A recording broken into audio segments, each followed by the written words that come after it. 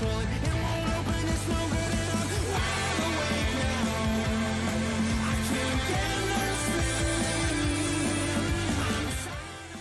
Blades Ramble are proudly supported by our main channel sponsor, My Business Group, a group of brands designed to support owners, leaders and managers in business.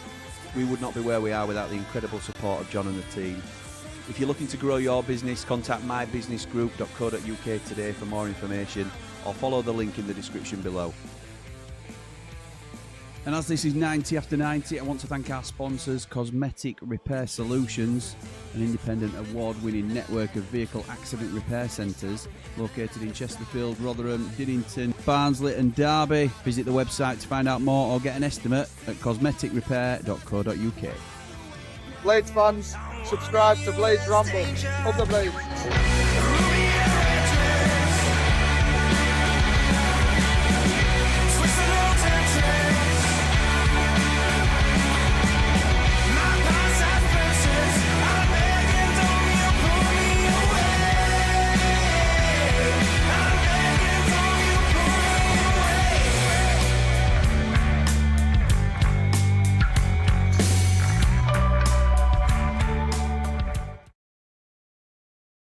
What is happening, Blades? And welcome back to the Blades Ramble.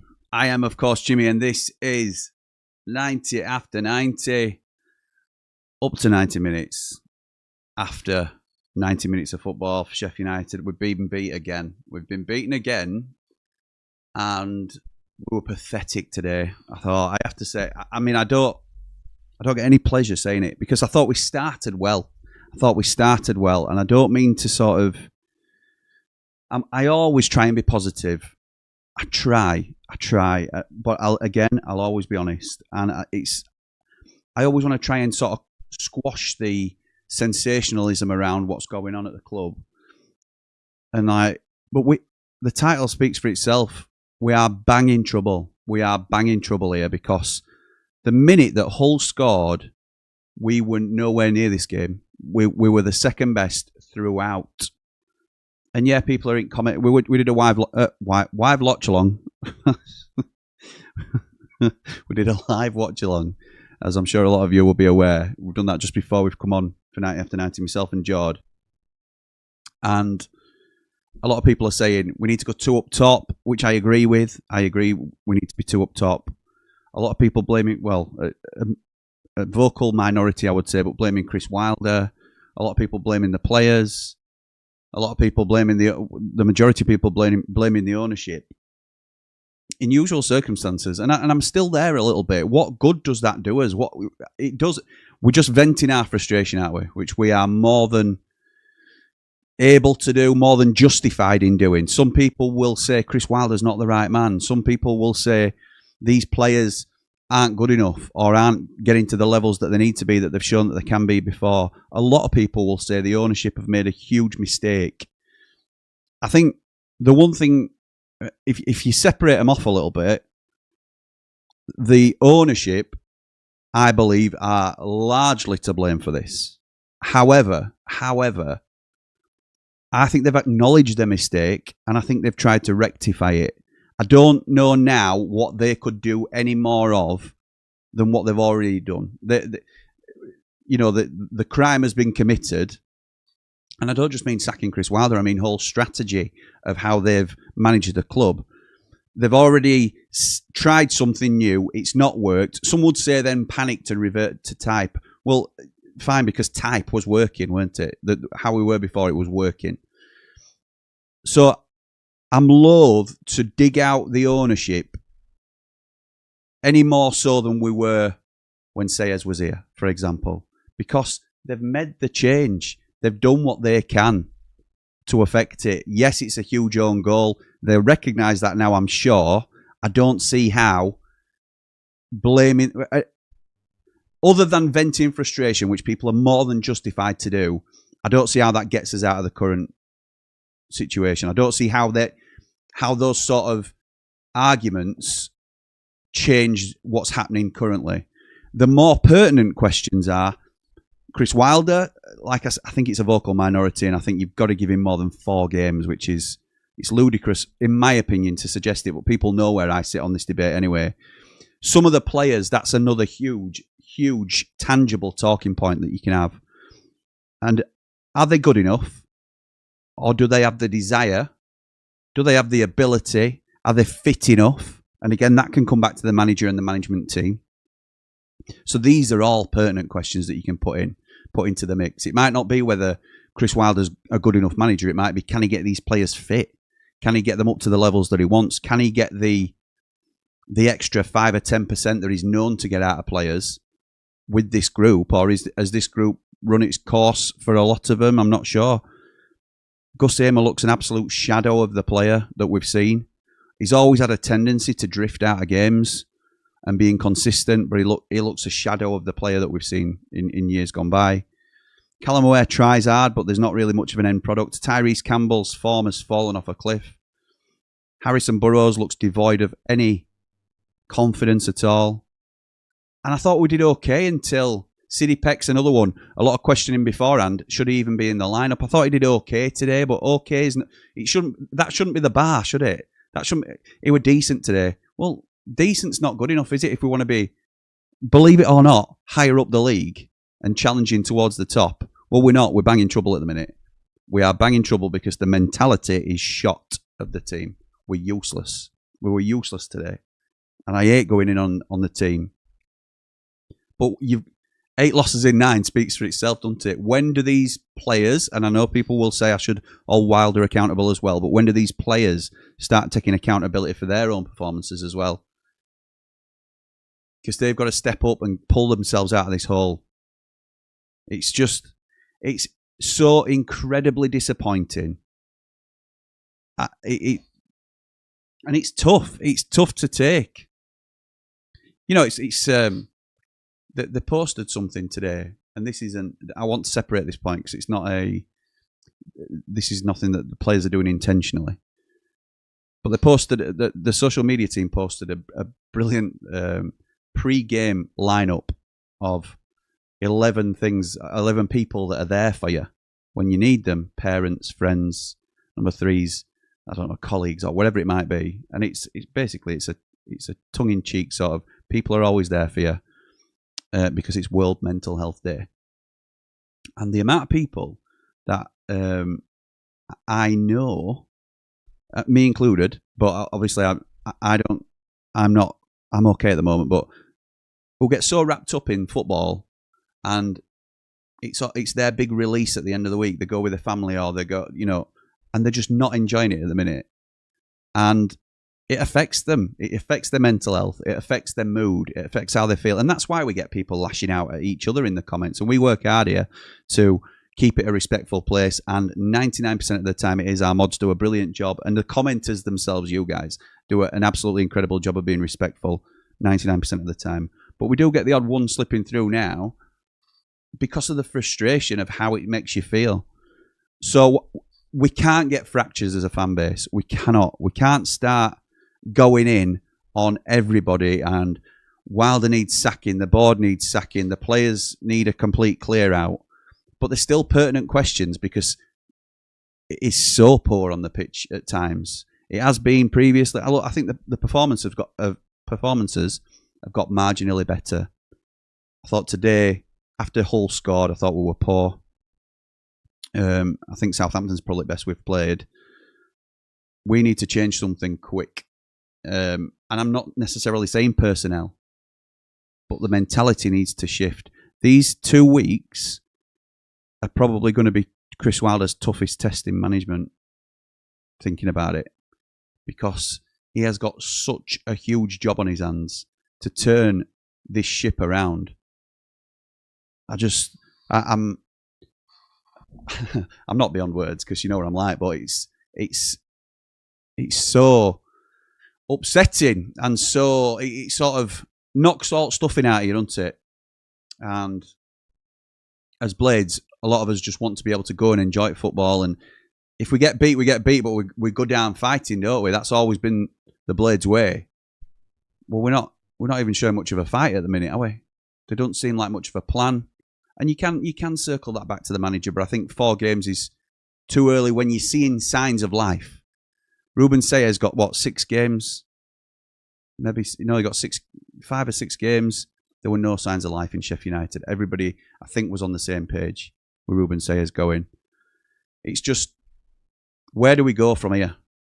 And I don't think it's League One before any smart aleck, as my father would say, jumps in and says that. But we can't dismiss it as not even a possibility because of the way we're playing at the moment. We have to hope that the international break is a full reset because we need it. We need change. We're so bad at the moment overall. Let me get to anyway. So many comments flooding in because people want to have their say. They want to vent, and that's what we're here for. We've got some callers waiting as well. I will come to you very shortly. Thank you for joining us, some of our Platinum Ramblers.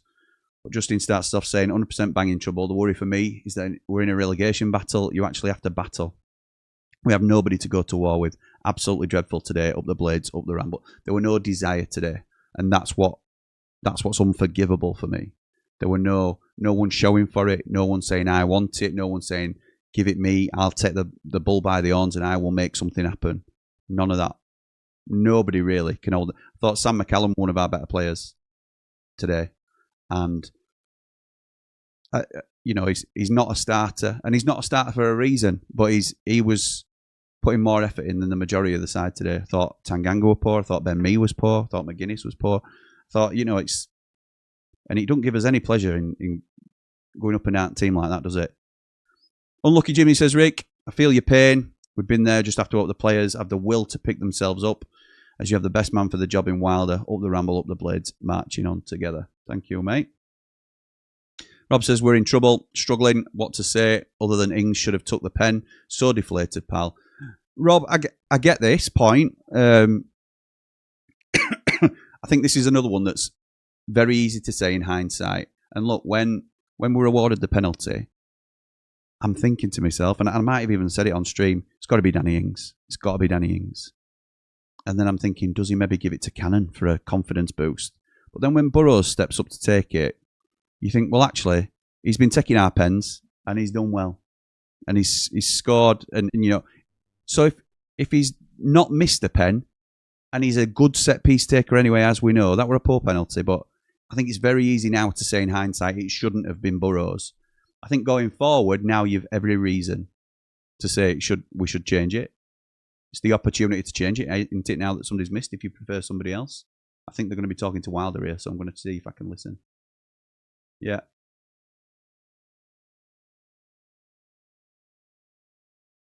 Not interested about performance, says Wilder.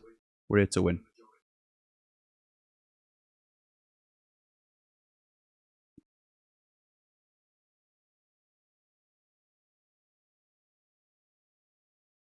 Lads, can you hear that? Lads are waiting back.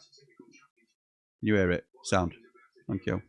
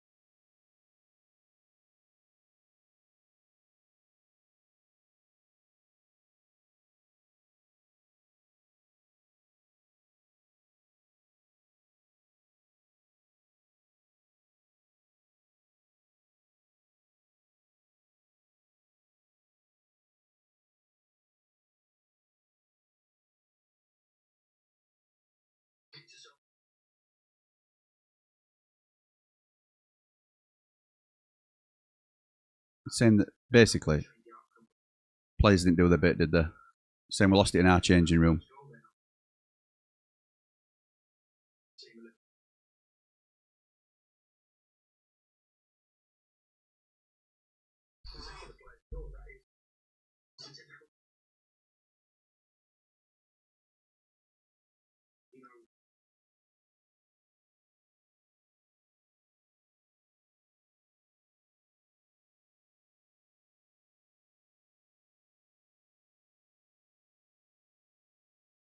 Keeps defending the tactics. I think some people push back on him for that.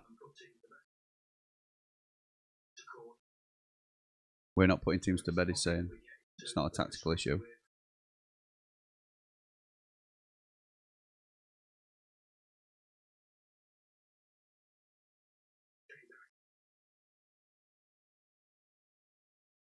I agree with that. Goals change attitudes of games. It certainly did this one, didn't it?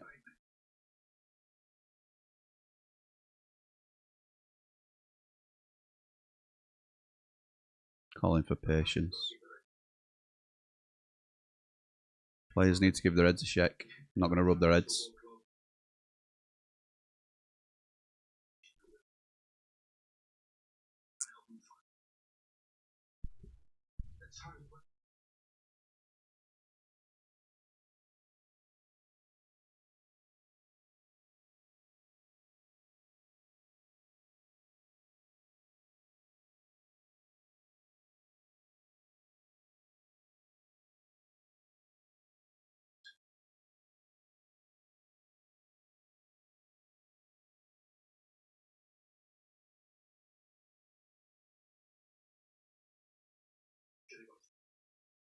Yeah, we should have got some. We should have got some against Southampton.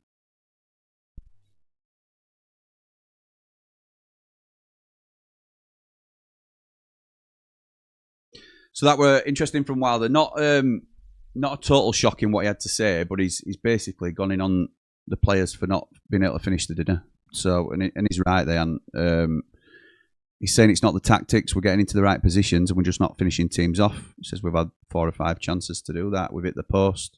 We've had a penalty. What more can he do? He will get dug out by some supporters for that. But I think a lot of the fans are already in that mindset of there's been enough chances to win the game. We just look toothless, which is why.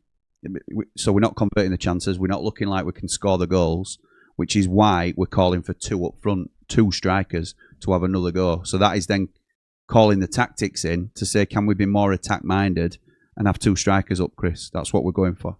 So that's where I think some of the pushback will come from that. And it'll be justified as well, because if things aren't working, you have to spot them and you have to change them. And he did do that. Some will say it came too late, but he did change it. He went with 2 up top. A lot will be expecting now, I would think, to start with 2 up top when we return from the international break. Might be wrong. We'll have to wait and see. I will read as many comments as I can. We're getting so many flooding in. I'll make sure I try and get a comment in from at least 1 comment from everybody read. And I need to get to our callers as well. So Benjamin says, no mentality. I don't care how low you are in confidence. Just do your job. Alan says, in all seriousness, the Blades need to accept that this is now a fight for survival. Last season, Luton didn't do that until too late. Don't repeat their mistake, Blades. I think we all recognise where we are now. Wilder certainly looked like he knew the situation inside out. Luke says, ruining weekends. This hated the arrogance on the penalty just to pass. Definitely getting relegated. Hull aren't anything special, and I actually thought they were poor.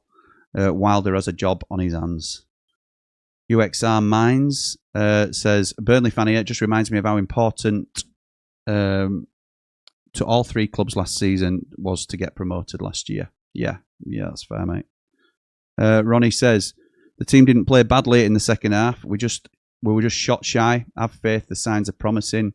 You see him more than me then, Ronnie. You see him more than me, mate. I think we need to have more urgency. I think we need to be more cutting in the final third. 3 goals all season in 9 games. 3 goals. Beast Boy says the attack is toothless. I have no words for this team. They're ruining my weekend. Rich says it's just getting daft now. Been the better side for 70 minutes in that game and managed to get beat again. We need to go 2 up top from now on. Look miles better. Mentally weak as Cat was. I don't think we were better for 70 minutes, if I'm honest. I think we were better up until they scored. And then I think we came into it late on because we rolled the dice a little bit, but still looked toothless to me. So, Inti Yanan says, no idea where we go from this. We're bang out of form all over the pitch, but Wilder will get this right. Lee says our team on paper should be smashing the league right now. We look so depleted and lost, can't even put a pass together. I don't think we can underestimate how much confidence and momentum comes into it. I know we've talked about it before, but how much confidence and momentum comes into how you go in a season. It's just like any individual player, really. Like McBurney, for example, he don't go on these scoring runs regularly, but when he's in this sort of form, we know he's capable of getting to these levels. So that sees teams through an awful lot. Dad says, really worrying, toothless up front. Dylan says, terrible game today. Thought United would win today. What happened? We're in big trouble, says Joe. Dave Hathaway says, what is love? We are the championship whipping boys. This season's Luton Town. Are we too good to go down? Question mark. No one's too good to go down. No one's too good to go down. Tanganga FC says, the most frustrating thing about our window is the use of our 5 loan signings. Only one of them in the starting lineup, and he's also not good enough. That one, who was the one starting in the starting lineup today? Ogbenny's the starter. Yeah, okay. Cooler King says, a mediocre performance, if not poor. There's hardly any quality on the pitch and no confidence. Too many players carry no goal threat at all. The 92 points talk has to stop. That was then, this is now. That's fair. Chris says, this has got the feel of Premier League season when you're expecting to lose. No positives today. Correa says, international break's critical now to get some belief back into the team. Yeah, agreed.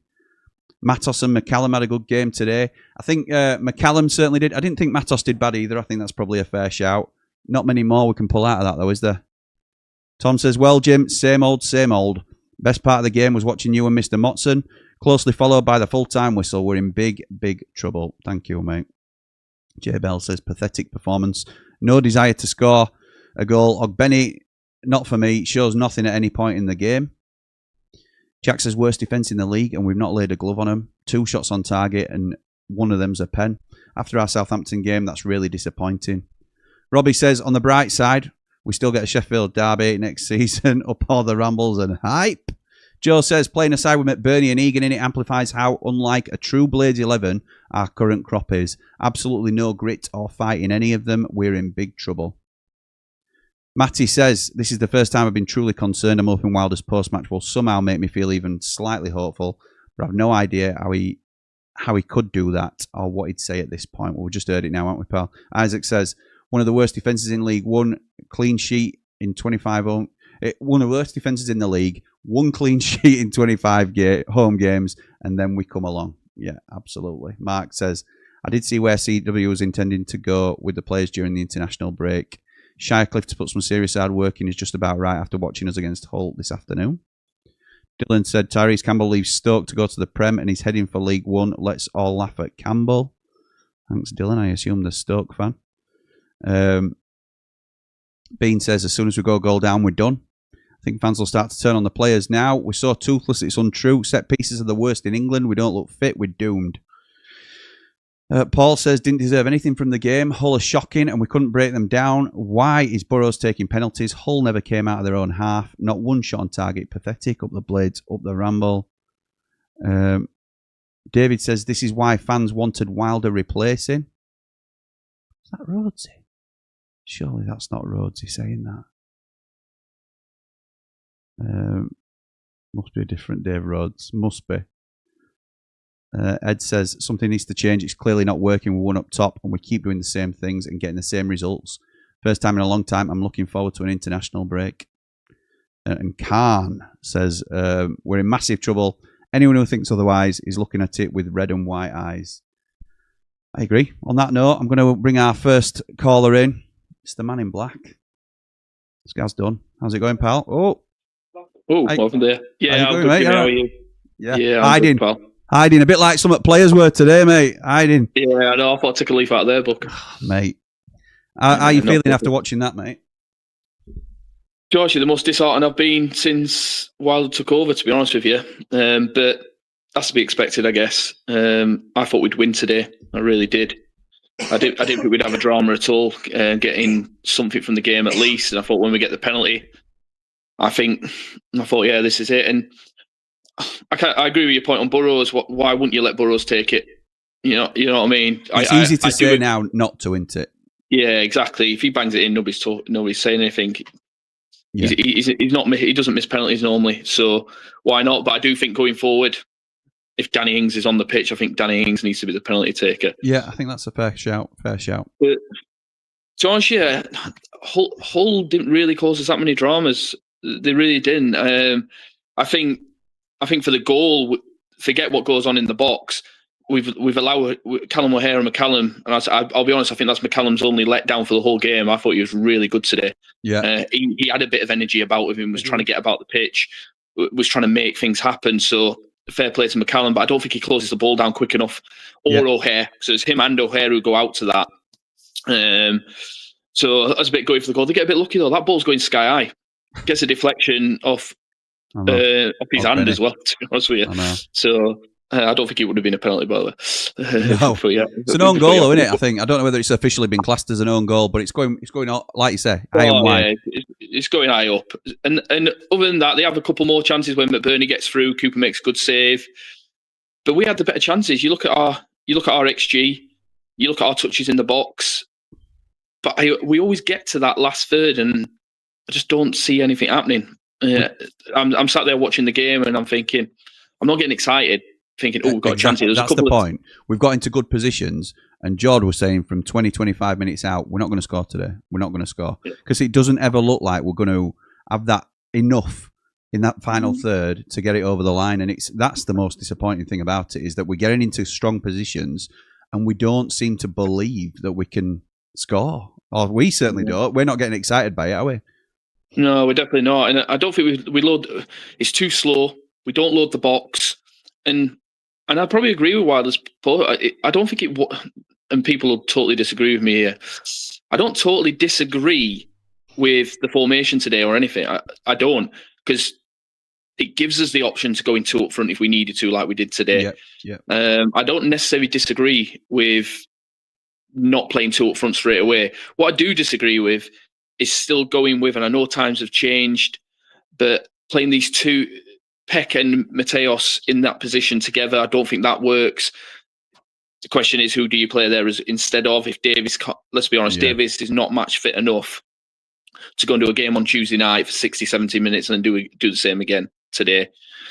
I think when we get players back, and this is why I'm not panicking, when we get players back, we get the blaster back, we get Davis fit, Ings fit, things will change. I really do.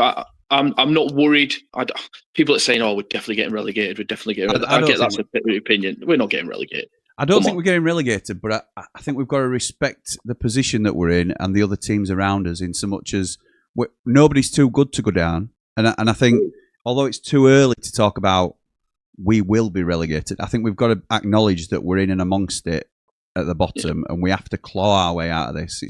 We're not Sheffield United, and we'll just be fine. Because at the minute we're not. We're losing to teams like Millwall and Hull and Swansea, and teams we should be beating. And that's that. I said that with all due respect. But if we want to finish, it's what we were doing last year. So that's where I first get my reasoning for saying that. But if we were wanting to be top end at league, and we're looking nowhere near. We don't even look like a mid-table side at the minute. We look so toothless, and it's there's no desire. But the players are trying. No, none of our players are out there not trying. That I believe. I genuinely believe that. Is there a desire to put that 120% in, maybe, and to run through brick walls, etc. I do think that's an issue at the moment. This is where I don't disagree, but I want you to be right, Gaz, with that, because I feel like they're not. And I'm wanting in my head, for some reason, it to be more confidence than desire, because I want it to be they're not showing for the ball and wanting the ball because they're low on confidence, rather than they're just, they haven't got the desire to go that extra 5 or 10% that we demand as a club. So that's the concerning thing for me, is that they don't seem to want it at the minute, and I'm hoping that that's confidence led rather than anything else. Yeah, and I think it is. Everyone knows as soon as they get their goal. Let's be honest, we were on top. As soon as they get the goal, they've got something to hang on to. So you look at that goal line where it's a scramble in the box. Yeah, they're chucking the bodies on the line, etc., to make sure that they hold on to that lead because they've got something to hold on to. Jord was saying we concede there. Jord was saying if that's us, we concede. Yeah, I agree. I totally agree there. And point is, we had chances today. We did have a couple of chances. Yeah, we've not hit the target. I prefer to. I'll be honest with you. I do prefer us to have 10 shots off target than no shots at all. I think Heyman's had it in a couple of good positions. You want him to shoot from there because some do go in. But when it gets into that final third, I just think we need to be quicker with it. We don't want Peck, and I do pick up Peck for this a lot. I think he is a good player. I don't think he works alongside somebody like Mateos. He needs a Tom Davis, a blaster somewhere alongside him, because I don't think his game is to pick the ball up and move it quickly. And that's my opinion. I think he's more of a holding midfielder where he'll break up play and then lay it off to the centre half and then go forward. He's not the one that's going to penetrate passes and things. And I think these next 2 weeks are critical. I don't think Campbell should start the next game. I really don't. I think we need to put somebody else up there. If he's going to keep to the same formation, which I think Wilder will, by the way, I don't think he'll go 2 up front. I'll be shocked if he does. I think you just need to change. I think you need to change Campbell now. He's had his opportunity in 6-7 games now. He's got 1 goal. Do you think I will let you go, guys, because we've obviously loads to get through. But do you think like Ings is as effective as a lone strike? If it were going to be Ings that we went with, for example, would he be as effective? I think you need a 2 up top to get the most out of your strikers that we've got in terms of our pro. Campbell for me is best served. If we're going to play a lone striker, I think Campbell is the one that can play it best out of the 3 as a lone striker with the assets that he's got. I think he's strong and he's quick. He's bang out of form, and he's playing very poorly at the moment. He got a good goal the other night, but he's playing poorly overall. So if we're going to switch it up, I don't think Danny Ings slots in as a lone striker and does a great job. I think it's got to be you play 2 up top and maybe go Campbell and Ings together. And try that, or even Cannon and Ings if you want to give Campbell a break. But this is going to sound really controversial, and I don't rate Cannon, by the way. But I think it's got to be him. I don't think you can go. I agree with you. Ings isn't a lone forward. I agree there, but I think just swap it out. Just give Cannon an opportunity. Give him an opportunity. Put him up front. And I know that's going to be controversial. I really do. But I don't see another way to go. I don't think Campbell has done anything about holding the ball up, running in behind. Forget everything else. He's not done any of that for the past 7 or 8 games. So let's just give somebody else a go if he goes 1 up front, which I think he will, to be honest with you. Okay. Nice one, guys. Thank you for that, mate. All right, Jimmy, take care, mate. As always. No worries, mate. Take care, pal. Straight into another caller. It's Lewis. How's it going, pal? I promised myself I wouldn't rant. Are you going to keep to that promise? I'll try. Yeah, I'm pretty much on the same wavelength as you. And you're a bit quiet, mate. You're a bit quiet. Sorry. It's all right. I need to move closer. That's all right. Go for it, mate. Yeah, pretty much on the same wavelength as you and Chris Wilder to some varying degree. I'm gonna both defend the players and give them some tough love as well if I'm entitled to. You're entitled to anything you want, mate. Yeah, I'll be interested in how you do that, though. I saw in the chat and in various places online, disinterested. I saw words like that, and no, not putting in enough effort. Rubbish, absolute rubbish. I saw a team that wanted to win. I saw intent. I see a team hurting at the minute, that low on confidence. But my issue with that is, I look at Hamer hitting the post.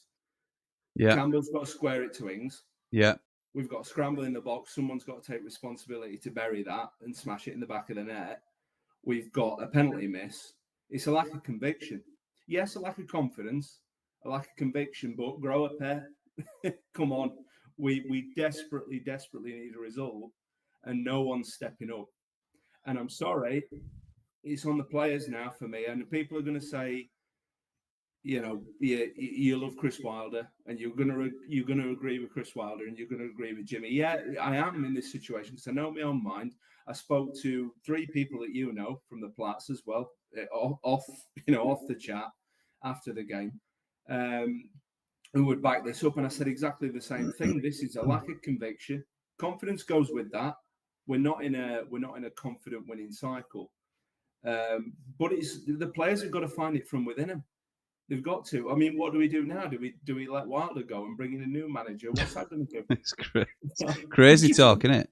Well, it's crazy talk, and I'm sorry, it's got to come from within the players. And today, I saw effort, I saw intent, but I saw a lack of conviction. And I'm sorry, grow a pair, go and get something from the game. What is it? What does he do now then? Because what does he change? Is it purely main focus on mentality rather than individuals? Is that what we've got to do now? We've got to work with them 1-to-1, but I mean, rather than say, oh well, he's been useless, swap him out. Mm-hmm. Is it more a case of collectively and individually we have to be working on getting their heads right? So that the conviction that you talked about and the sort of what's the composure, I suppose, in terms of like in the final third particularly can sort of start seeping its way back into some of these players because they look a shadow of themselves. Some like Harrison Burrows, Tyrese Campbell, Gus Hamer, I would even say from last season, Michael Cooper to a degree from last season look a shadow of the former selves. And we know there's a player in there. That's what you can hang on to and say, we know that he can come good. How do we unlock that potential again and get him back to those sort of levels? What does Wilder do now? It's got to be a mentality thing. I mean, I think the fact that the international break is coming is well timed. I think we need that time. I think it's got to be doubled down on your best players. I mean, I would agree with you and Gaz that I would go with 2 up top. I'm more on your end of things in terms of Ty Campbell wasn't great again today, but I think he's so isolated when we are in the periods where we're not dominant and we're not in possession in the opposition half, because he looked okay in those situations. When we're trying to get the ball forward quickly and get into a transition, he's so isolated. Yeah. He's got no help and there's no one coming in behind him because Gus is way out of form. Cal O'Hare scored at Oxford, but he's not exactly lighting it up either. No. We've got no one really supporting him. So I would go 2 up top. Ings, again, he came on, did a decent cameo, looked lively, won the penalty. I'd look to try and get 2 in there. So I'd tweak it tactically. I think you've got to do little things to try and stimulate some confidence and a better performance. But I think some of it's got to be about mentality and getting into the players that, look, this is on you. We are not too good to get relegated. No, we're not. We are not. Nobody is. Luton got relegated last season. And some people had Luton top of their league predictions last year, didn't they? Yeah. They went straight through. Obviously, we've not gone straight through the league. If we were to get relegated, we've had a season in the Championship. We finished 3rd, but Luton went straight from Prem into the Championship relegation zone and into League One. So nobody is too good to be relegated, and I don't think we will fall into that trap. I think some people at the moment are still saying the players are too good to get embroiled in a relegation battle, but we're certainly not playing well enough to not be. So we need to flip the switch somehow and get some of these performances up, because at the moment it's so poor. Yeah, it is. And despite the fact that I think we had most of the game today, but we have absolutely no conviction in the final third. We are toothless. I saw some criticism of Benny earlier. I mean, the only thing I could maybe criticise him for was maybe he could have defended the goal better, maybe. But he's trying to get his arms in because... Yeah, I agree. I think it's harsh to blame Ogbenny as an individual. I'm not saying he were brilliant, but I don't really think anybody individually today stood out as a weak link. I think Ben Mee was poor in parts. Thought Tanganga, it was probably his worst game so far, but he set a decent bar for his own performances. McGuinness wasn't great, but nobody was really... I thought McCallum stood up and did what he could and did okay, and I think Matos had an half-decent game as well, which has been mentioned already. everybody else, Callum O'Hare maybe in terms of his effort levels, but which is the bar he's set as well. But other than that, I don't think there was anybody really that stood up and to be counted really after they scored particularly. No, and I think there's a fearfulness and I don't think they can visualize going and winning that game. I mean, even though they won the game at Oxford, I think you've got to be able to kind of visualize what's our path forward kind of to win this game. And because they're in a cycle of losing games, they're almost, their subconscious is expecting to go and lose that game. Yeah. And I think there's a lot going on there. I think it's in the mind. I think it's in just the fact that the teams have been messed about so much over the summer, change of manager. It's going to take a while to get out of this. I think we were hoping for the quick fix, weren't we, with Wilder? And it's just even he's got a job on his hands at this point. He's got a huge job on, mate. He's got a huge job on. So, but nobody we'd rather have, is there, to be fair? I know you're in a similar boat to me with that. I'm going to go straight from you. Thank you, mate. I really appreciate you coming on. To your bestie. Any messages for positive Keith? Old Brett? Just for everybody else to listen to positive Keith, because he'll put a positive spin on it and keep everybody in the right frame of mind. I know he will. Nice one. Cheers, Lewis. Thank you, pal. Cheers, mate. Cheers, mate. Welcoming in positive Keith. Brett himself has that introduction. There you go, mate. There you go. So, how on earth are you going to put a positive spin on this, mate? To be honest, after watching the first half, I could have come on and said we were a better team. Other than goal, I think we were dominated that. But second half, it's like somebody said on chat. We look more like we were defending a 1-0 lead than Hull were. When we get forward, we don't seem to commit anybody. But other than their goal, I can't really think of a chance that Hull have had that have made us look bad. We've had, let's say, one off goal line, hit post, penalty. They weren't that bad, but I think it's obvious, like you were saying. I think we need to go 2 up front. We ain't got a lone striker. It's the inability to convert the chances, though, isn't it? That's the and we've had every single chance you could have. Like you said, we've hit the post, come close because it hit the inside of the post, and sort of the angle it came out on, it were closer than it was further away. If that makes sense. The penalty is the one really, and I know a lot of people are sort of saying, "Well, why is Burrows taking it?" He's always going to take it because he's been the penalty taker and he's scored to this point. So, is it just a case of when you looks out, you looks out? To be fair, there is a lot of unluck. We have been unlucky in a few games, but it's hard to say that because, like you say, well, a lot of things you do make your own luck.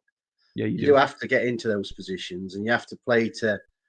Like I say, Wilder will be looking at stats from that game, and stats will say we've created more chances, we've had a better XG, we've done all this. We just didn't have the finishing to go with it, if you know what I mean. But the thing is, like you said, the thing that gets me is we do need to up front. I think we ain't got enough possession up front. When we break, unless it's Campbell on his own and you're trying to split a defence with a pass for him to run onto, which we very rarely do these days. Yeah. He's decent at holding the ball up, but he's not a thing. If we were going to play one up front, ironically, we'd have needed somebody like McBurney. McBurney were brilliant at taking ball down and just holding it for everybody to get up and meet him, and that was what was good. And I think, like I say, and I know Mr. V's probably going to kick off at me for saying it, but we can't play Harmer and Callaway together. They don't. It's like Gerrard and Lampard. They don't seem to.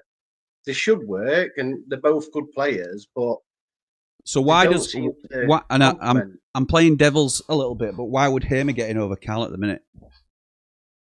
I think the only reason I'd put Harmer in over Cal is his potential. I think he's got a higher potential to do something to change a game than Callaway, but Callaway's got a better consistency. I do think. Like with Harmer, you've always got that odd 9 out of 10 game. With Callaway, you usually get a 7 pretty consistently, and he'll run. Yes. So you'd rather have the potential of. To be honest, I don't even see it as either one, because if you put, say, if you play 2 up front and you're playing Harmer in 10 behind him in pocket, Yeah. There's only one person you're going to sub him with at half time or at 60 minutes, and that's going to be Callaway. So in like a real world, you're going to be playing both. And to be honest, and like I say, if we do the two up front, I think we need to go back to wing backs as well and 5 at back, because my only concern with Tanganga, when I watched him a couple of times, is he's naturally a centre back. I know he's played right back for Spurs, but when I think they were attacking us once at first, I know what you're on about. They were playing wide on wing, and he's tracking back into centre at box. He's so deep, isn't he? He's so narrow. Yeah. You've got 3 centre halves. You need your wide centre half to be going out and sorting that if your wing back's not there. So that's it. He's naturally dropped into the deeper centre half position, like you said. I completely agree. I remember him doing that because I think I just think that it's so easy to see, and I know that I'm not saying anything about Wilder. He'll know what I'm saying, but sometimes, like you say, Wilder, to his own detriment, can be too stubborn. Oh, you know, the worst thing you can say to Wilder is that tactic's not working. He'll double down on it. Of course he will. Like they did with 4-4-2 last year. Yeah. They said, you'll not make that work. It's not working. So what did he do? He played it nearly every game and made it work. I know. And like I say, I think we've had better success with the 5 at back and 2, like we said, the 2 with the Gus at back. But I think for me, that's what the players we've got are crying out for, that formation change. And don't get me wrong, whatever he does, he'll come. There's no better person than having Wilder there to sort it out. He knows what he's doing. So I hope you're right, mate. I hope you're right. Well, thank you, mate, for joining us. Very much appreciated. Always nice to have a positive spin, particularly after a poor result like that today. So appreciate it, we're pal. still top 6. Yeah. Oh, my word. Don't know about that. Right, we'll wait and see. Cheers, buddy. I'll catch up with you soon. See you later, mate. Nice one. Cheers, Brett. Thank you, mate. Jump back into some comments before I take a next call. Khan says it's all mentality, very plain to see. Ian says on another day we win that comfortably at the post. Goal line clearance and a missed pen. When you're at the bottom, things go like that go against you. Massive 2 weeks for Wilder to get their mindsets right. Brand says, how many more games are we willing to let slip by until we realise we're in a relegation battle? These owners have killed this club in 10 months. They couldn't run a bath. Sell up COH. George says, Hull was shocking. There for the taking. I thought they were there for the taking as well, to be fair. Why did Burrows bang out of form take that? Because he's the penalty taker. And I know, don't shoot the messenger, but yeah. Ings would have buried it. We don't know that. Seriously need a shake-up this international break. Far too slow. Hamer well below it. Yeah, agree with a lot of the points. I can, counter some of the stuff you were saying, but at least we're not getting beat 5-0 now, says Rammerman. Alex says, I think Sayers' appointment has obviously derailed the players' confidence, but I think losing in the playoff final, especially in the manner that we did, has done more damage than people realise as well. They look lost. Benedictine says the owners have destroyed the season, but have tried to rectify it by bringing Wilder back. Now it's all about staying up, which I think we will, and build for next season. Crazy, innit? Tazzy says, as Wilder coming back made a difference. The football was rubbish last season, and this is only an extension from last year. Don't go back to an X when you know it didn't work last time. Well, he was an X the first time round, weren't he? And we got, and again, 92 points. That's why he's back, because he's proven that he can do it. It's been an absolute mess this season, hasn't it? An absolute mess. Yeah, there's no sort of, but we can say, because we've lost 8 out of 9. Matt says, with 0 attacking presence, we just aren't dangerous. Yeah, I agree. We look, toothless is the word we keep coming back to, but we have no cutting edge at all in this side. Nothing that is going to scare teams. 3 goals all season. Joe says, wonder if the fans who were always on at Prince Abdullah will have a rethink. Campbell, 1 season wonder. Hamer, Burrows, the same. Hamer's not a 1 season wonder, is he? He's done it time and time again for us and Coventry. I do worry about Campbell. Burrows, I don't like to think about it. Danny says, I'm sorry, COH have set us back 10 years, Jimmy. I don't understand how these players look so far off it. Unfit, no desire, look totally defeated, and we are where we deserve to be currently. Embarrassing. I don't think you can argue that the players look so far off it. They are unfit. There's no desire and totally defeated. I think that is an accurate description. It's just whether we can pull ourselves out of it. Mel says every penny spent this year was learnt by Wilder. The problem is obvious. I'm waiting to see the owners' support by spending their money. Ben says, Peck reminds me of Dean Hammond. Is he Wilder's new favourite? Need a big clear out in January. Russ says, now is the time for Betis and the board to speak. Yeah, we've been waiting for this, haven't we? We've been waiting. We were told that this was going to happen. Betis due to speak at the end of the transfer window, but thought the Wilder appointment would see them through. Stand up and be counted like we do each week. Simon says, the team is not fit enough. They don't have the legs and look exhausted after one run. Liam says, watching with Roy's view from Andrew in sunny Chapel, St Leonard's. That was dreadful, mate. Struggling to find any positives. Give us some hope. Mate, I wish I could. Shout out to Roy, does a great job. David Webster, always in when things aren't going great. When does Wilder take some responsibility, or is it endless free passes from the fan club as usual? Welcome, David. You're always welcome here, pal. Joe says, that jumps down to John's comment. It says, just not good enough in front of goal. Can't blame striker confidence today when Campbell was wide most of the game. Joe says, dear Sheffield United, I've been scamming our fans for tickets. Please ban me for this season. Blunt Yorkshireman says, agree, Jimmy. Midfield is awful. And Wilder needs to stop picking Peck and Campbell based on last year. It's criminal we've ignored signing Pace as well. Makes us such a ploddy, slow team. Paul says, with the players at the club, we should be flying. Playing one up top to me is easy to mark against, but if not getting the service, how are we going to score? Players need to give their heads. I assume you mean a wobble. Ray says, well, it's all been said, but it's certainly are in a relegation battle. Anyway, soon be Christmas. Something to celebrate, because nothing to celebrate watching the Blades. Up the Blades, up all the Rambles. Like and subscribe. Jimmy says, was Wilder the right call? The call was to never sack him in the first place. And by reappointing him, all you're trying to do is undo the mistake that you made. This is where I sort of stand away from having a dig at the board, because they have clearly held their hands up and said we made a mistake. So I don't think it's like the Simpsons meme, into they're already dead. They're already dead, Bart. But it's what does beating up the ownership do now? Because they've done everything that we've said don't do, and then they've undone it. So yes, it's frustrating, and yes, it has set us back significantly. If we'd have kept Wilder, he'd have had the transfer window, and then we'd have started like this: 8 losses in 9. Everybody's on board saying change the manager, and Wilder would understand that as well. Everybody's on board saying that we need a change. Something's gone wrong. He's taken us as far as he can, whatever you want to say. But he didn't have the transfer window. He didn't have pre-season. You can't blame him for somebody else's choices, and now he's coming in trying to clean up the mess again from behind.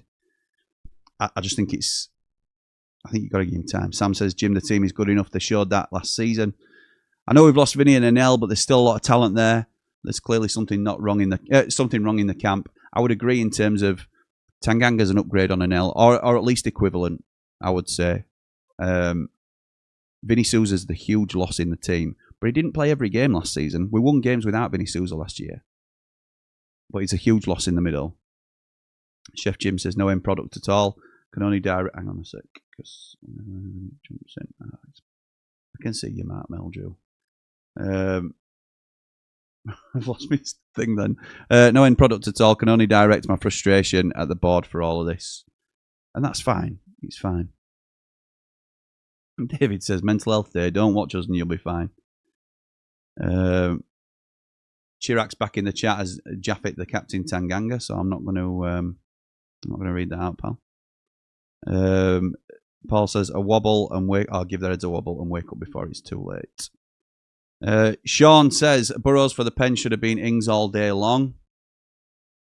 LEFC 192020 says, it's human instinct to lash out because it's passionate issues. You want the best for your team. Absolutely right. That it's frustrating, but it's so understandable, isn't it? It's so understandable, and this is why we have to be aware of why we're reacting like we're reacting and why we're so emotional about it, and try and control it best we can.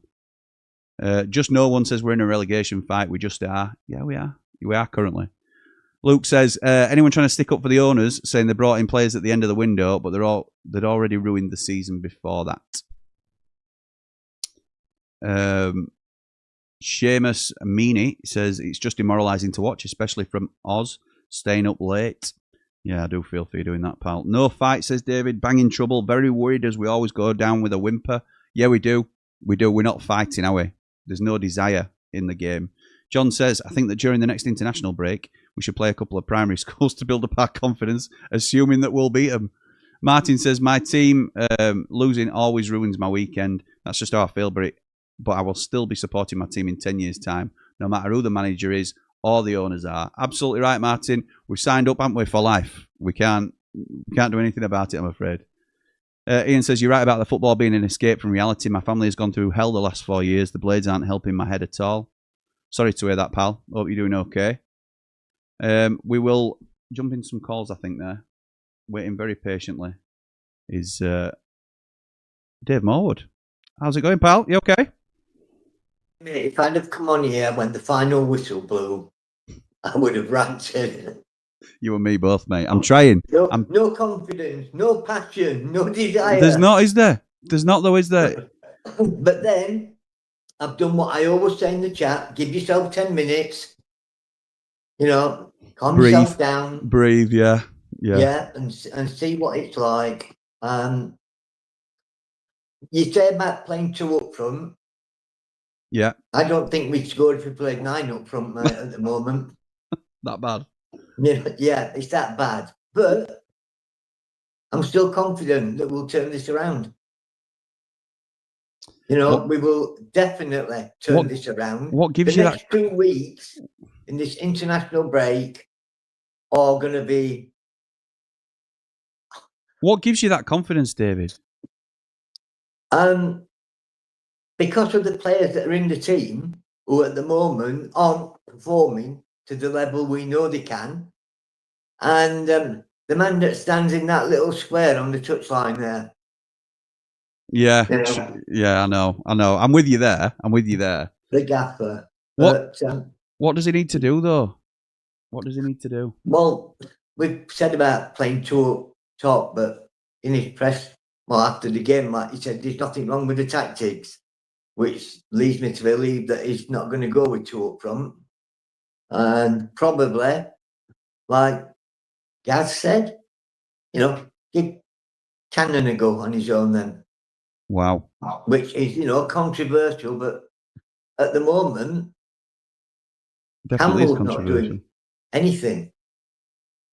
So, you know, we need to, well, I said Chris Wilder needs to do something. Something that will get them players back to where they were. Is it a mentality issue then, David? Is that what your concern is? I think it is, yeah, because we've seen what they can do. We know what they can do. So it's just as though when he was sacked and the board brought in Sellers, he ripped up all that togetherness that team had.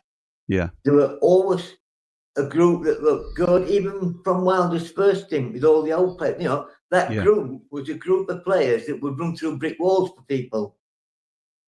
Yeah. At the moment now, you couldn't run through toilet paper. It's true. It's you know, they look at them. It sounds as though I'm dragging them down, but I just want them to play to their best. I know. It's frustrating when you know that there's so much more to come from these players. If they were playing to their absolute maximum and it weren't good enough, that's a different thing. When you've seen the players perform previously and you know that you've got a team or a squad of good players for the level, I think that's what the really frustrating thing is, isn't it? That's it. You know, we hit the post, we missed a penalty, there was a scramble. Holding really troubled us. But I did think, I agree with people that once that goal went in, our level dropped. I mean, I watched, as they were going off at half time, I saw Gustav Armour walking off, like muttering, and I thought, he's not really with it. Yeah, he's not feeling it.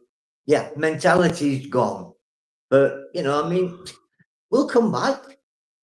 But yes, we're in a relegation fight at the moment.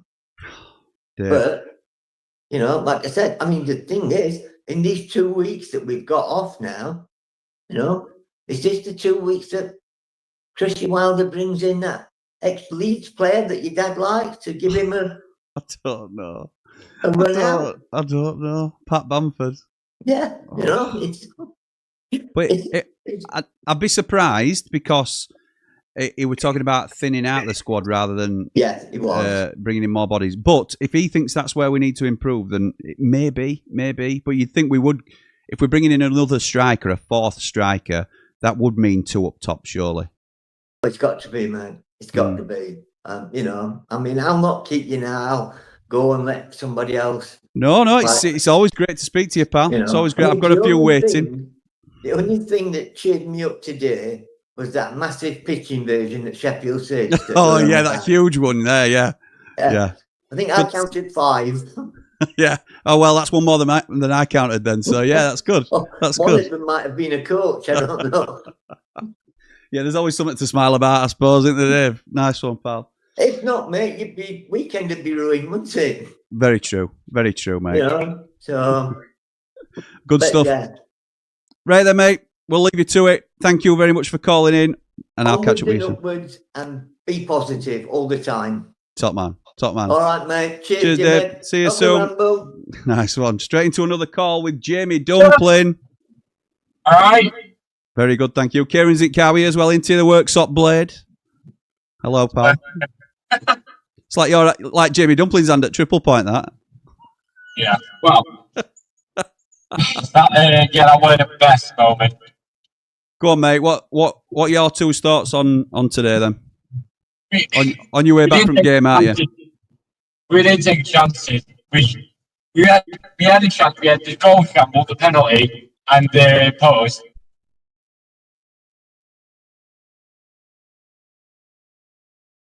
Do you know what? You've spent so long waiting, and now you've broken up. No, I did it again.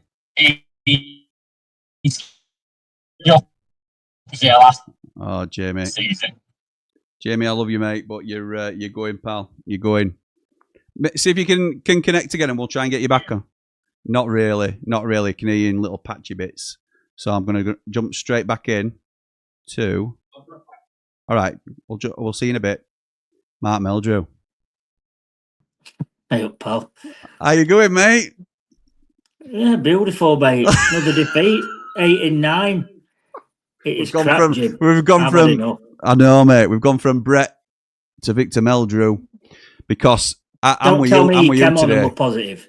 Don't tell me he come on and were positive. He tried to be. He tried to be.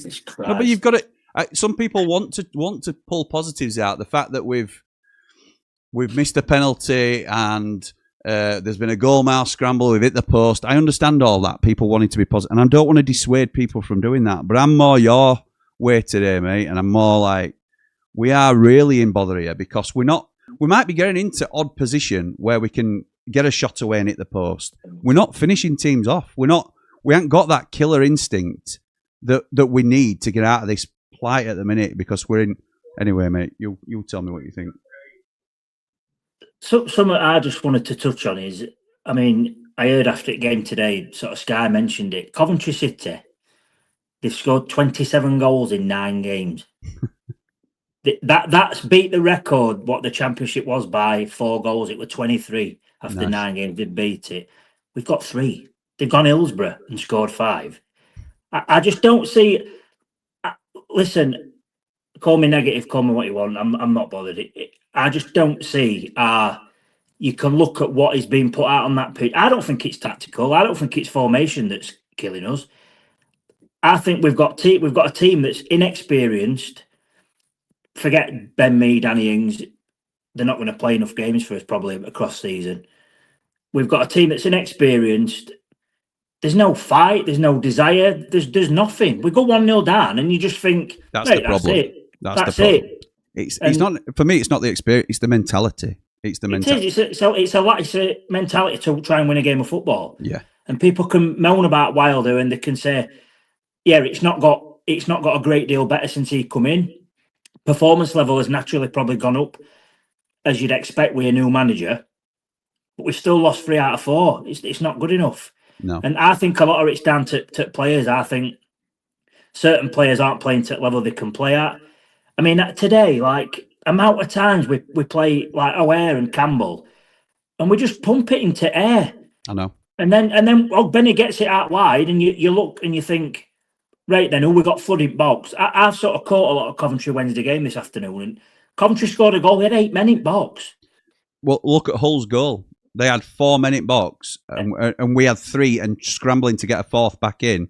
Ogbenny, it deflects off him, obviously, but they flood the box as soon as they get the ball out wide. When we get into the box, we're lucky if we've got 1 half at time. It's just, there's no desire to get there. No anticipation. 3 centre halves at corners. We can't beat a first man. We don't get first contact. We don't win first contact. We don't win second contact. We're never there when we need to be there, and it's borderline. I've got to be very careful what I say because I'm like raging to say what I want to say, but it's borderline embarrassing what we're seeing at minute. And I'll tell you something now. Biggest positive about today is we've got a 2-week break. I know.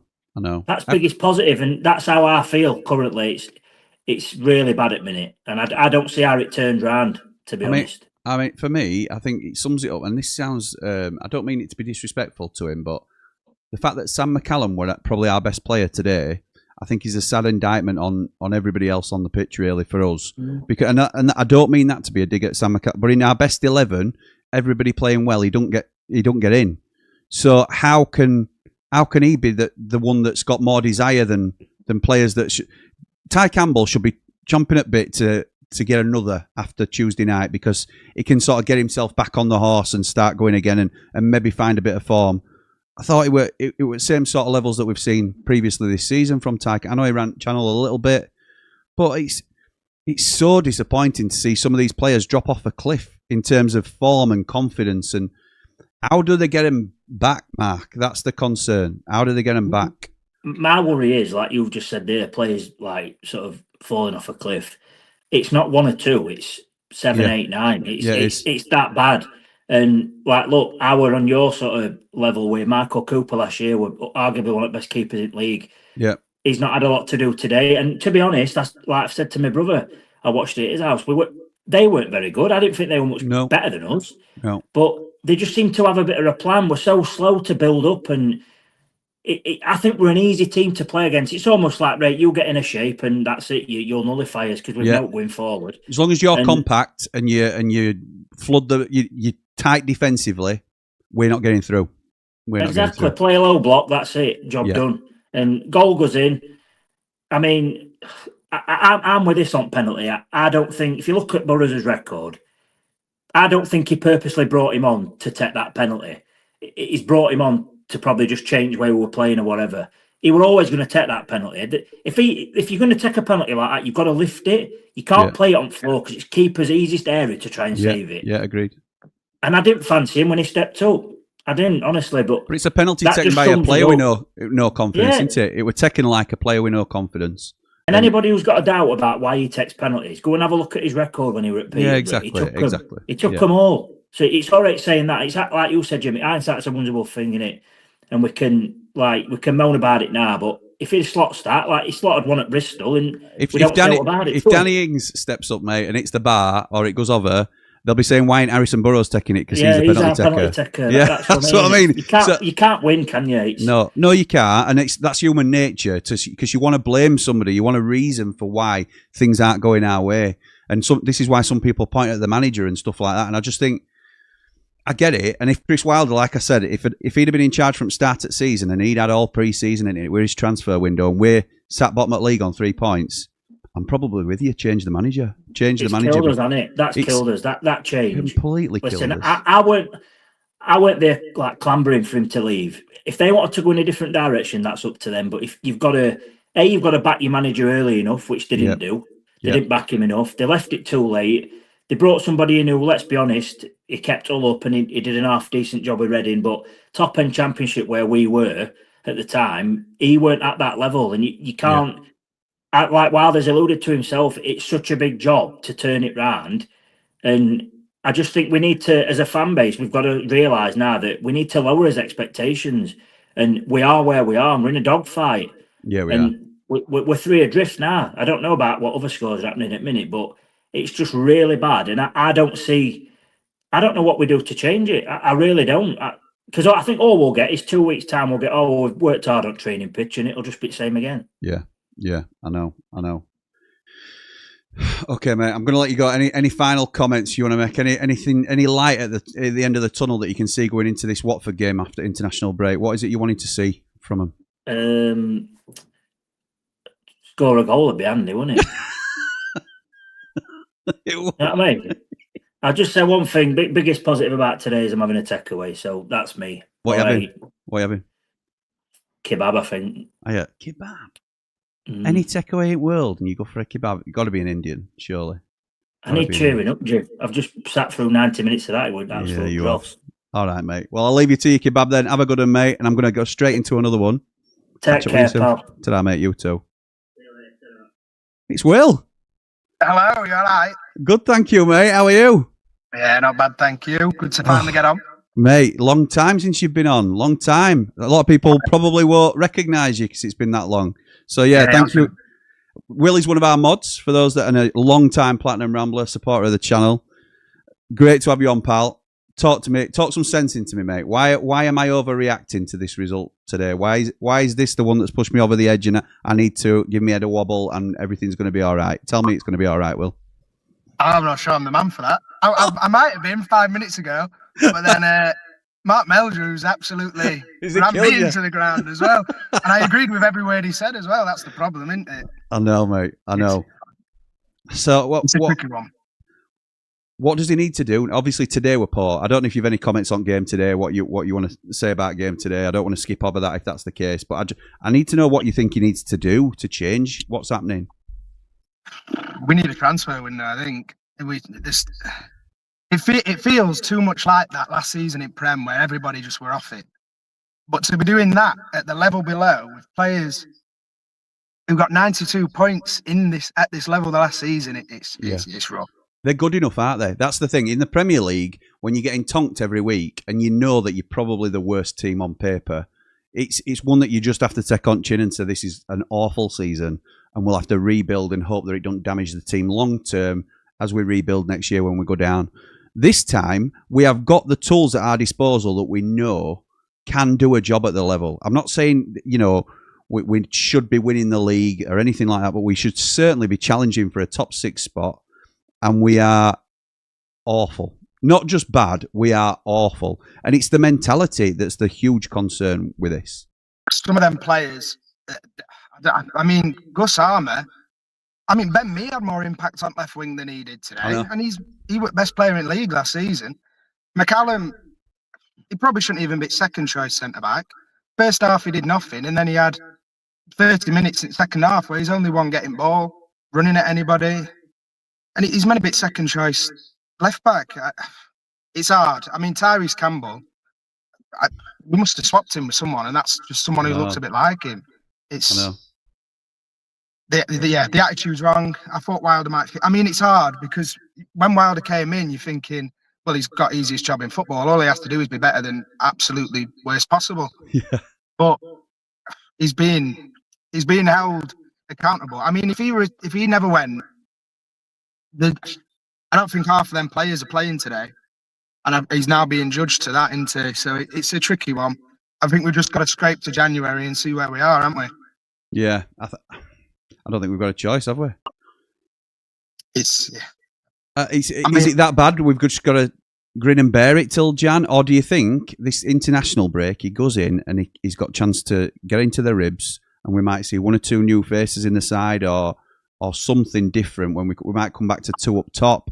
Do you think he changes it somehow over this break? Because we've all said, a lot of us, we wouldn't change Wilder particularly. I think a lot of us believe he's the right man to try and get into it. He's just not been able to so far.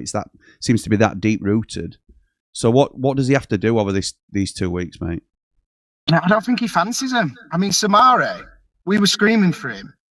He's been given just over an half because Chong went down, and we're not seeing him again. I'm not sure he fancies the new faces at all.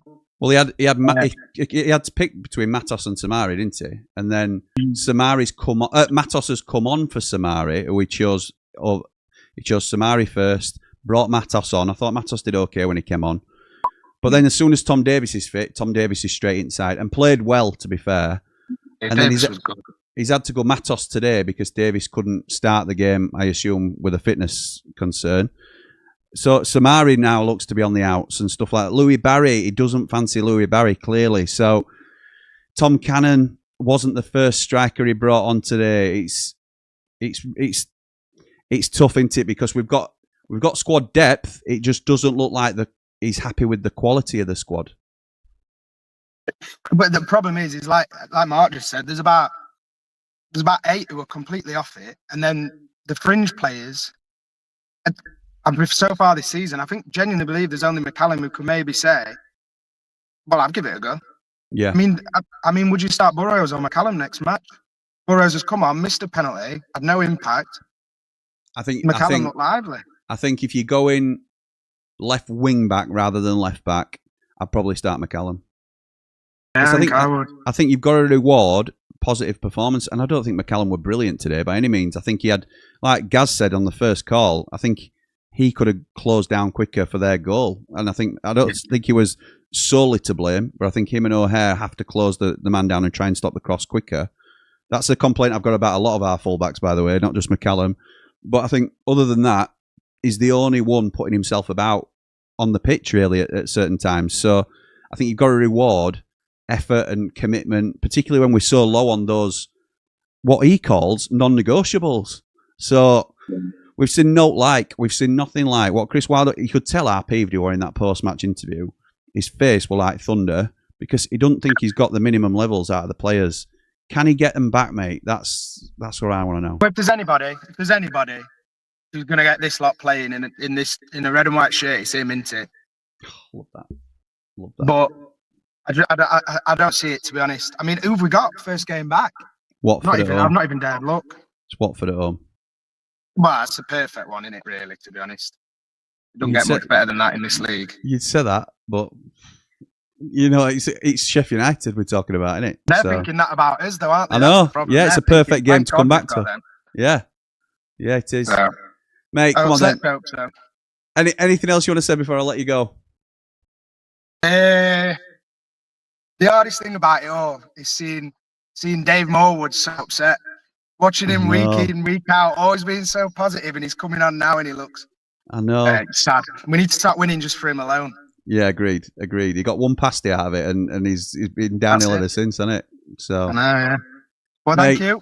No, it's great to have you back on, Will. Thank you for coming on, pal, and thank you for everything you do for not just supporting the channel, but for the modding and stuff like that. Really appreciate it. No worries. Thank you. Have a good one. Cheers, pal. See you in a bit. Here we go then, boys. We're back. Yeah, we're back. We're back. Have we got you on a steady signal? Have you got to your destination? Are you back home now? Yeah, we're pulled over. Right, okay. Oh, both of you now. So come on then, 2 for 1. 2 for 1. What are we saying, lads, about that game? You've obviously gone to the game. You've gone to the game today, haven't you?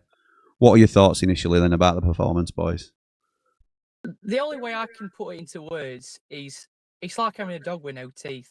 I love the dog so much. It's such a lovely dog. You know, I want to spend the rest of my life with it, but it can't finish its dinner. And every now and then it's prone to follow through at the back. Like, it's so disappointing, but you love it so much. You know what I mean? So dog needs some dental work and some medicine for its back passage.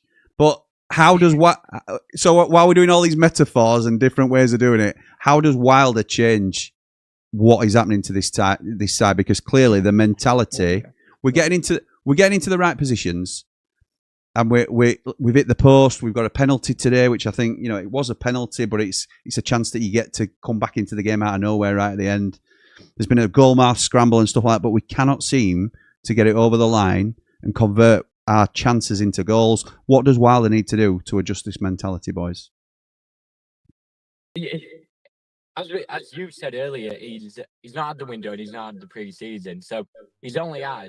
I get that the majority of the squad was his, but he's at 4 games back so far, and he's only got 1 win. So you can see the elements are there, but his confidence is completely short.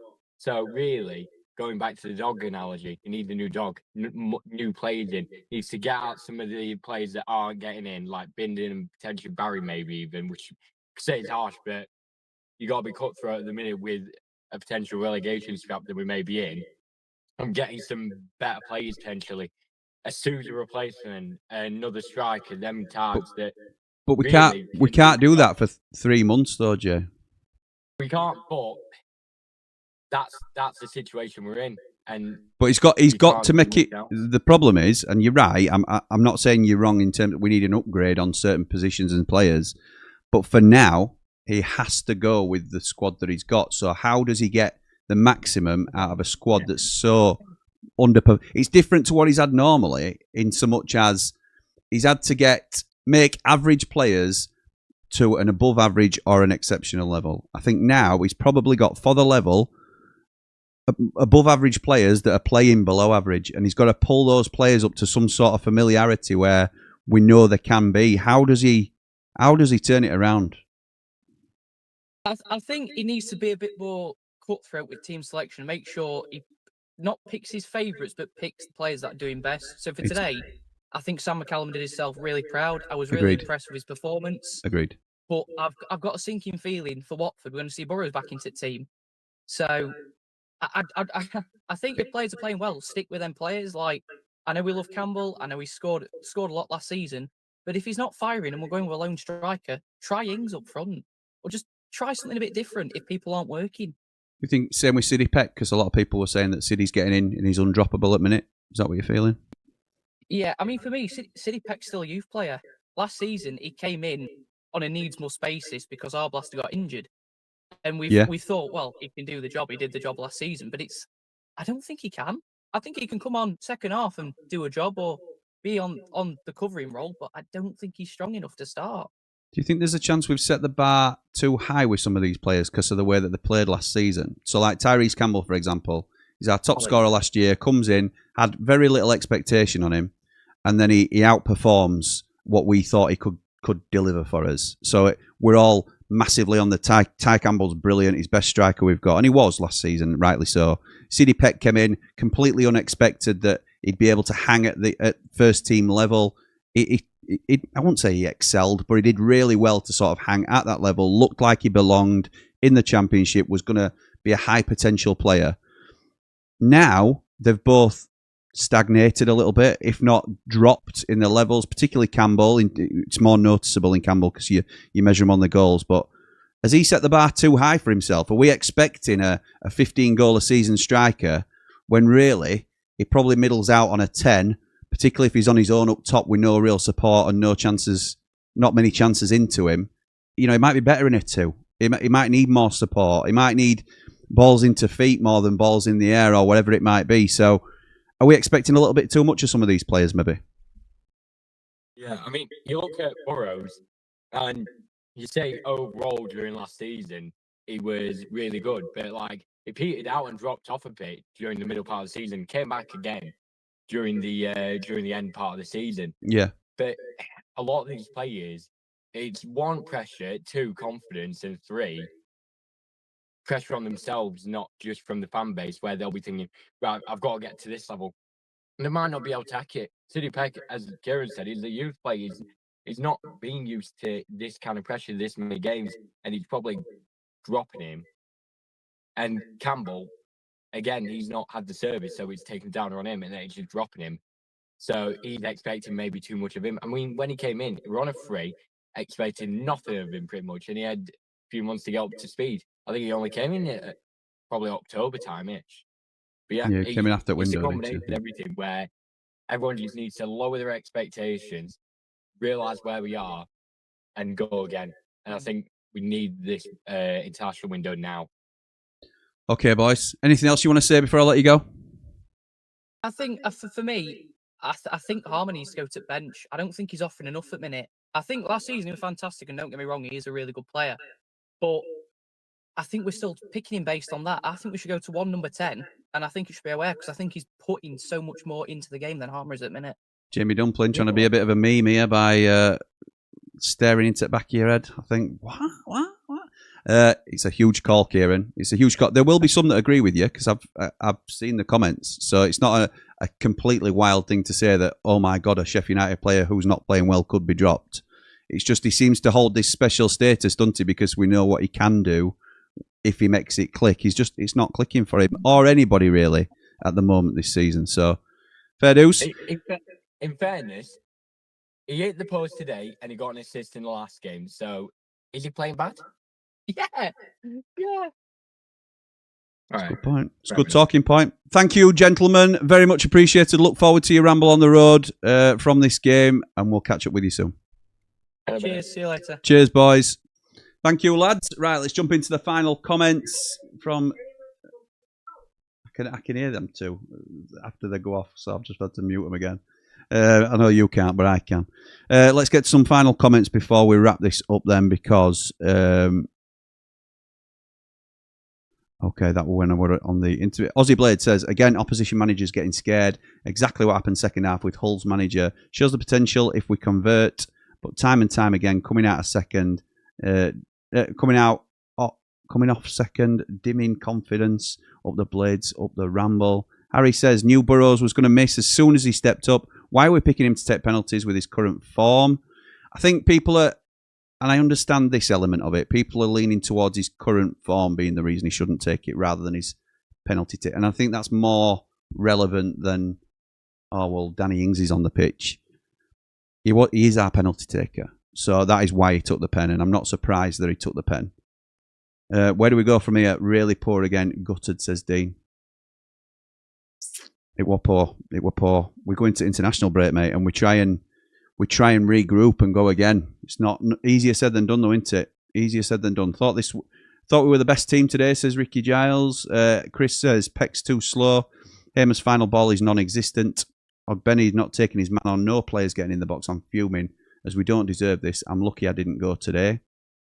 Andrew says we're just not creating enough going forward. We're not finishing teams off, are we? I think we're getting into decent positions and either not pulling the trigger or not having that final pass. It's what Wilder's saying in his frustration. Adam says toothless up front, pushovers in midfield. Not good enough, still a lot of work to do. Quiet drive back to Sheffield. Ryan says criminal that we've not replaced Vinny. Matos is not the answer. Paul Burberry says, we're not going down. We'll turn a corner very soon. In Wilder we trust. Forever Blades. Dex Wardy says, absolute dire midfield. Not working to move up front. Leaving Campbell all on his own. And he isn't that sort of striker. Super Furnace says, sleepwalking into League One. Isaac says, my mate told me about you. As a Southampton fan, I was being told about how my team was nothing compared to yours. I feel your pain after how bad my team has been over the last few seasons. My mate told me about you. As a Southampton fan, I was being told about how my team was nothing compared to yours. I hope you mean how bad your team being nothing compared to ours. Because, yeah, we are in a worse run of form than Southampton, aren't we? So, yeah, but thank you for joining us, pal. John says, I think we all say as an apology, these players are useless. A point would have been a travesty. I think, which came first in it, I suppose. John says, really worried that this team ain't good enough to compete in the league, let alone challenge. I know, mate, that's how it feels at the minute, isn't it? Tom says, we're in a lot of trouble. So sad to see. Helen says, I doubt even Wilder will be able to work his magic in January. Who would want to come to us and who would want to take from us when we play with no passion or heart? I think the only thing about that, Helen, is I think we revel in the role of underdog, and we haven't been an underdog at this level for some time. We certainly will be going into January, and it will be a challenge for him to have a turnover of players that are hungry to achieve what we need him to do. And I think come January, it may still be getting out of the relegation zone, or it may be a late push for top 6. Who knows? At this point in time, we just need to concentrate on clawing his way out of it. Forget January. There's 3 months here in front of 10 weeks of football after the international break. He's got to work with what he's got. You've got to make it work. And we'll be halfway through the season when it comes to January. We need to be out of this trouble. I still back him, but it's a huge job. I've never known a group of players come in before and not one of them hit the ground running, says John. The board has a lot to answer for. Horrendous decision getting rid of Wilder, and recruitment has been woeful. For Wilder, surely we have to go 2 up top. I understand why he hasn't, because that's not what we recruited for, but what we've recruited isn't working. Completely agree. This is the view from the mountain. Toothless is definitely the word. Looked better with 2 up top for me. I don't think we've deserved that the last 2 results, but the chance creation is really poor. Chin up, Blades. We'll get there. Up the Ramble. I'll be back on with Man Mountain and Dave the Nose tomorrow night. S8 Blade says, hi, Jimmy. Hope you're all right, mate. I'm okay, thank you, pal. Hope you are too. The drop-off is unbelievable. What worries me is the lack of any semblance in attack. When we go behind, the game's just a write-off. We need 2 up top. That's true. Whenever we go behind in a game, you can forget it, can't you? Because it looks like we're never coming back. Craig says, Burrows looked like he'd missed the pen before he even took it. Should have been Ings. Louis says, do you think Wilder keeps his job regardless of results? He won't if it continues indefinitely, but he'll certainly get a bit of time to turn it around. Ben says, hi, Jimmy, do you think Wilder will now look to change formation and go 2 up top? I think he might. I know it was either Mark or Will that said he can't see it, but I think you've got to consider it. Tough one to take, but we're getting the results we deserve overall. Up the Blades, up the Ramble, like and subscribe. Jack says, you lot looked so poor today, especially going forward. Yes, we did, mate. I agree with you. Blind faith, says GT Blade. Ben says, this team reminds me of the West Ham team that famously went down. Players think they're too good to go down. Zero plan. We're in this position 100% because the club had no plan. Has had no plan.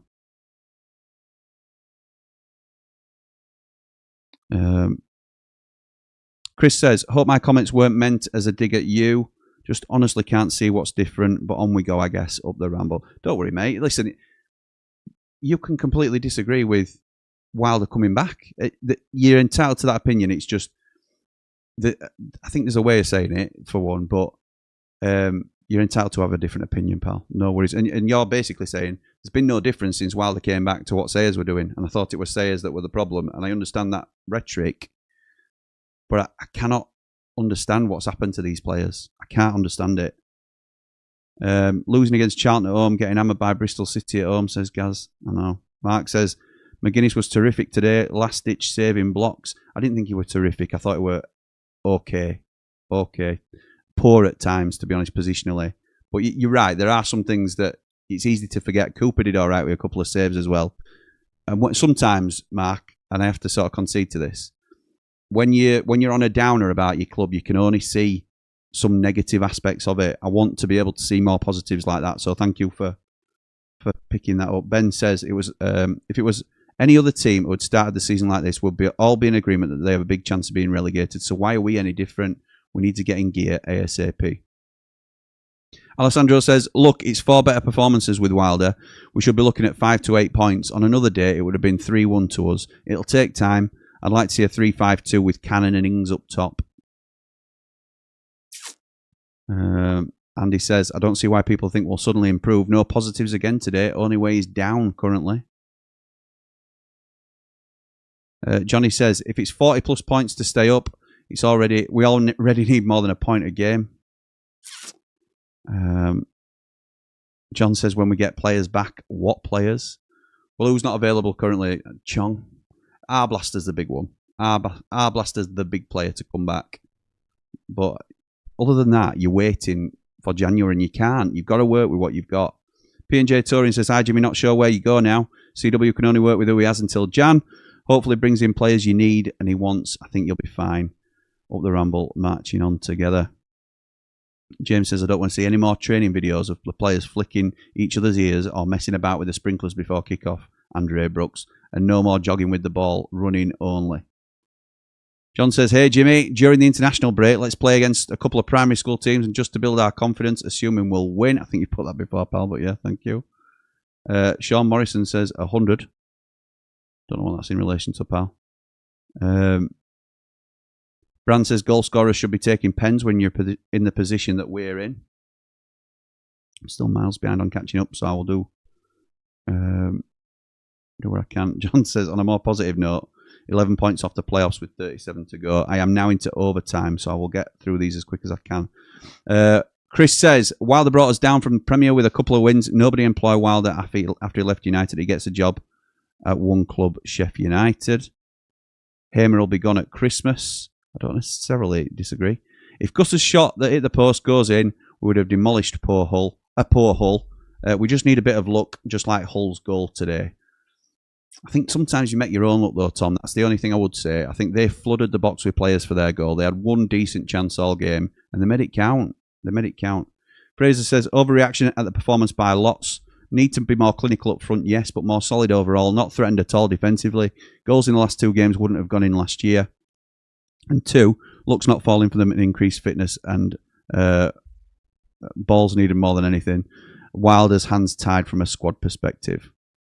Chris says, Wilder will bring in his own players in Jan and use the loan market. Jimmy Civil says, no variety to mix things up and go long or counter-attack. It's the same pussyfooting, overpassing with no end product. Hull were poor and we made it easy. Not laying a glove on teams. Up the Blades, up the Ramble. Paul Rose of Well-Stoned Landscapes sponsors a countdown to kick-off, says, relegation scrap for us, or will it finally click and we get a bit of luck going forward? I know, mate. I know. Phil says, hello, Jimmy. We must keep supporting Chris and the players. I'm sure we'll turn this around. We just need some luck. Nothing's going right at the moment. TC, Tyrese Campbell in the comments, or is it Tony Curry, says, for me, Hamer goes missing too long in games. Just one of our many problems at the moment. You can lead a horse to water and you can't make it drink. Says the Aussie Blade. Jack Blade says, only themselves to blame. Could do with McBurney or a keeper.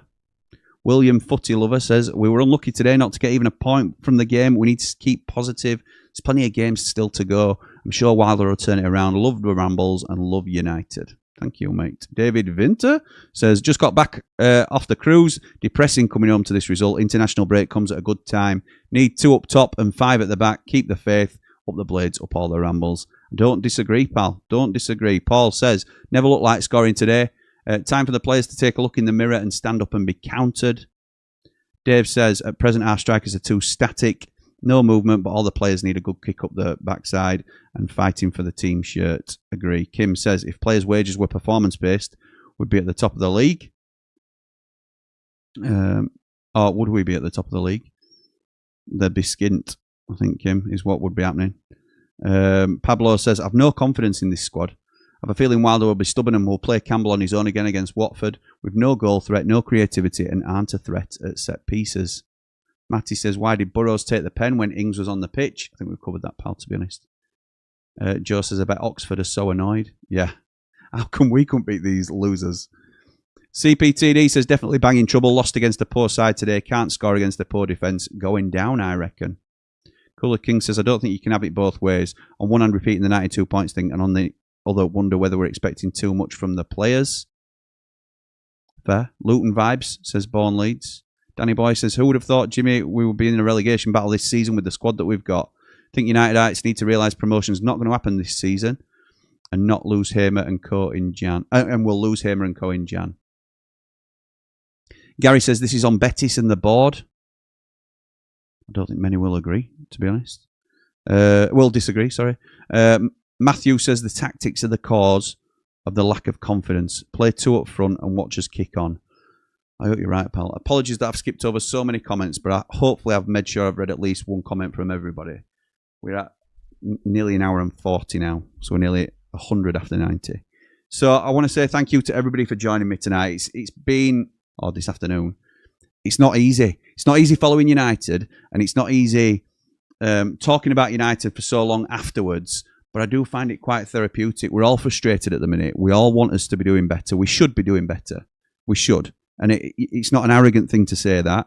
You look at players on paper and you'd look at, if you looked at it as a business model and a squad value on paper, we should be doing an awful lot better than we are at the minute. And we're not, and it's frustrating. And people want to blame different people, but we have to stick together as a fan base. We've got a break now, an international break, which is probably good for everybody, fans included. Try not to let this take over the next couple of weeks. Try and have a break. Try and have a little bit of space away and downtime from football. Keep watching the Ramble, obviously, but we're not going to we're not going to get hung up on this negativity.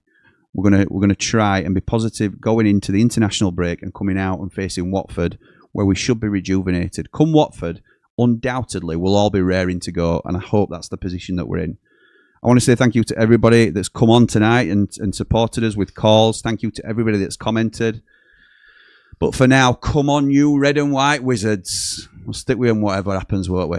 We have to do. Up the blades.